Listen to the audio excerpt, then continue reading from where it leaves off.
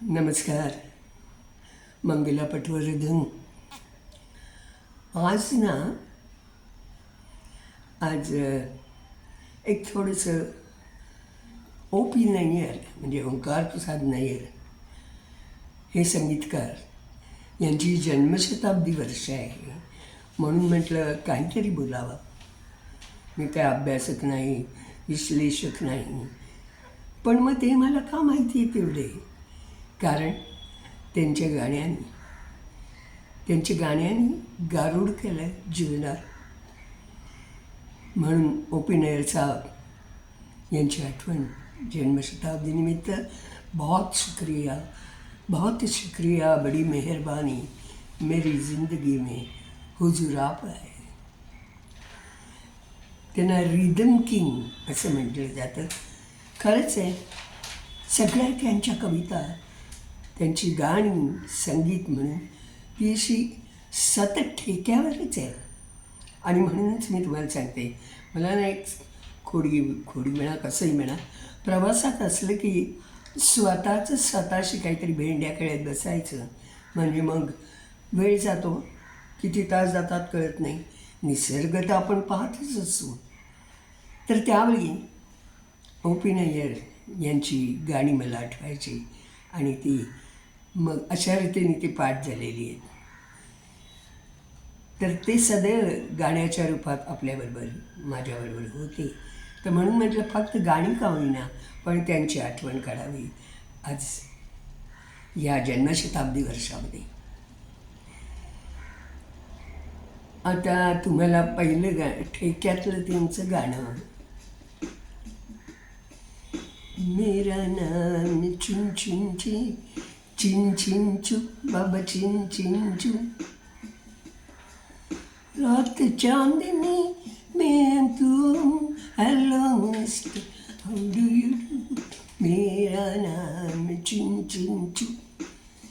ठेका आहे ना, रिदम किंग उगाच का म्हटलं त्यांना, पण त्यांचा रिदम म्हणजे फक्त रिदम नव्हता, ते मेलोडियस गाणी होती सगळी एकूण एक. आता हे मेरा नाम चिन चिन चू म्हटल्यानंतर हेलनला कोण विसरेलो. अतिशय सुंदर दिसायला, कमनीय अशी तिची ते सौंदर्य होतं. क्लब डान्सर म्हणून डान्स करायची ना, तरी पण कधी अश्लीलता डोकावली नाही तिच्या नाचण्यामध्ये, आणि म्हणून ती मनावर नेहमीच ठसलेली आहे.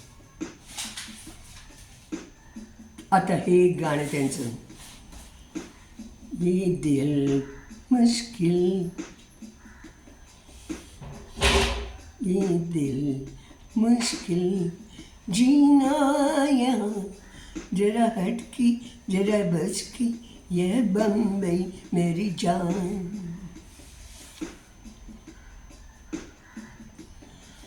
असं म्हणतो ना, म्हणजे ते ठेका धरून म्हटलंच पाहिजे की दिल मुश्किल जीना यहाँ, जरा हटके जरा बचके, बम्बई मेरी जान.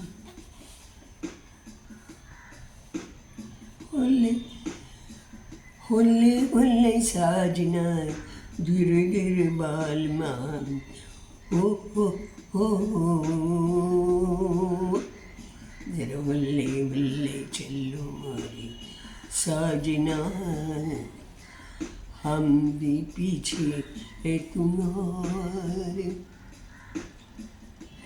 असे ते ठेका म्हणजे तो एक वेगळाच प्रकार. आता टांग्याच्या म्हणजे घोडाच्या नालाच्या टाप, तो संगीतामध्ये येईल असं वाटलं होतं का कधी, पण मांग के साथ तुम्हारा मैंने मांग लिया संसार.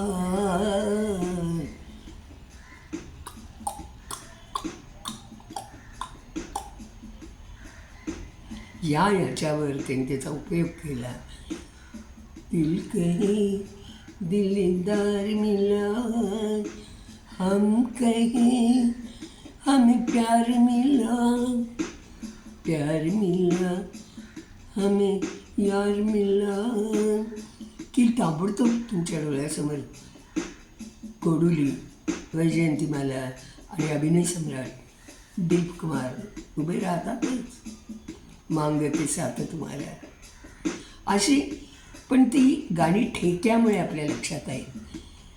जाता कहाँ है दीवाने, सब कुछ यहाँ है सनम, हे गाणं म्हणा. किंवा दीवाना हुआ बादल, ऐसे की गलाएं लाला, ही सगळी गाणी तुम्हाला सांगते. आता तू तो हमने रात से देखे, तुम सा नहीं देखा, ती शम्मी कपूरची आठवण होते.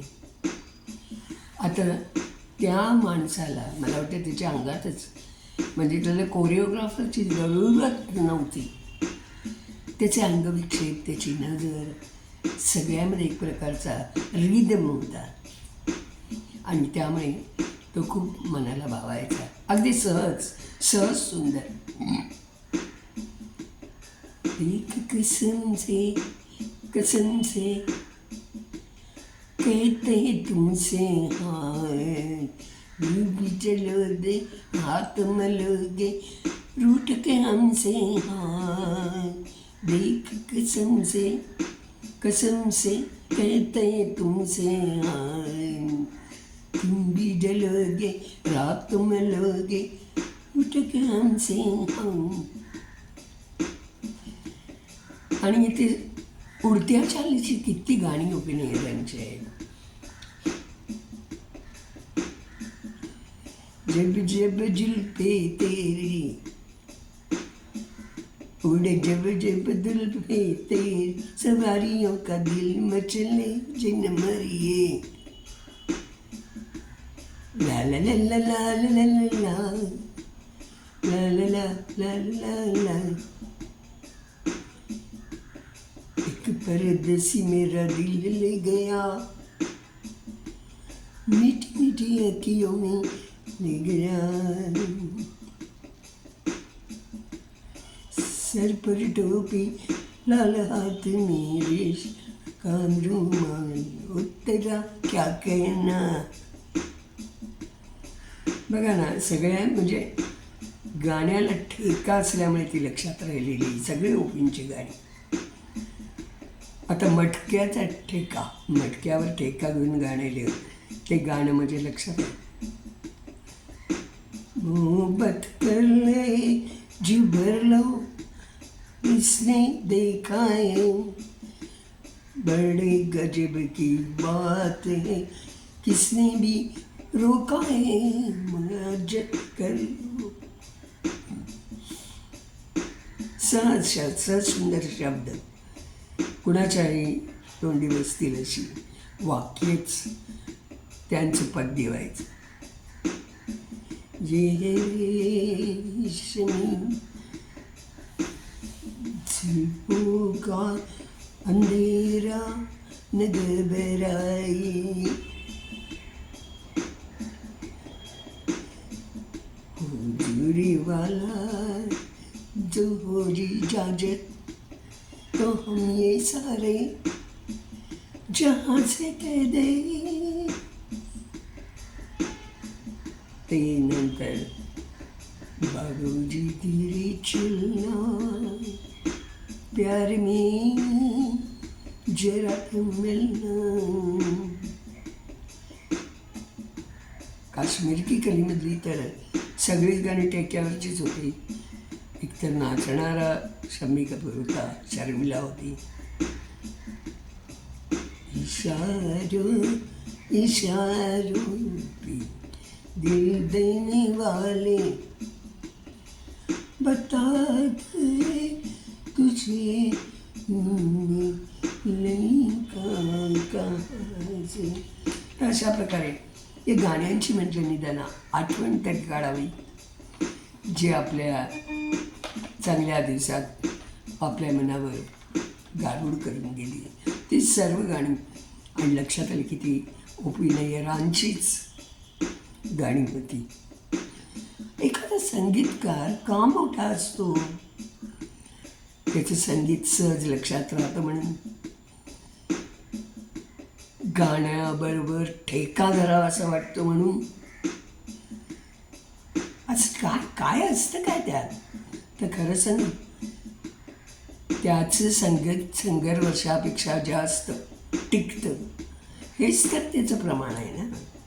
सदैव चिरतरुण, सदैव चिरतरुण. आणखी काय पाहिजे? हिंदी सिनेमाच्या या सुवर्ण काळात अशी किती नावं घेता येतील. म्हणजे ओ.पी. नय्यर तर आहेतच, पण शिवाय शंकर जयकिसन, लक्ष्मीकांत प्यारेलाल, नौशाद मनमोहन, किती किती किती जण आहेत की ज्यांनी त्यांच्या गाण्यांनी आपल्या जीवनात आनंदाची बरसात केली. आपल्या त्या गाण्यावर ज्या किंवा गाण्यामध्ये जे चित्रित केली जाते त्या कलाकारांच्या मूर्ती आपल्या मनावर टचल्या. पूर्वी क्लोजअप्स असायचे, त्यामुळे तो एक फायदा होता कलाकारांना. तसं म्हणाल तर ओ.पी. नय्यर हे लाहोरचे ओंकार प्रसाद नय्यर, पण नंतर ते सिंध प्रांतात आले, पंजाबमध्ये आले आणि त्यामुळे लोकसंगीत हे त्यांच्यात भिनलेलं होतं. म्हणून तर तो ठेका होता.